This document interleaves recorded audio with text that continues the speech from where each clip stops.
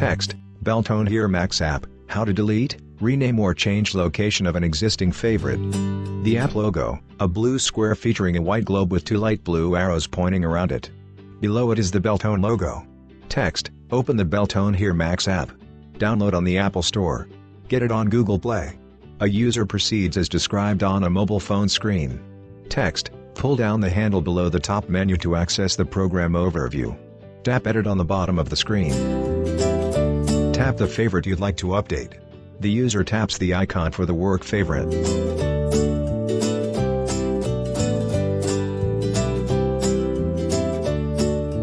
Edit the name, location or tap Delete on the bottom.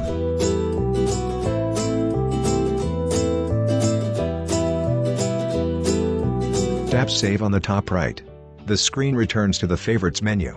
Tap X on the top right. A logo, Beltone. Learn more at www.beltone.com.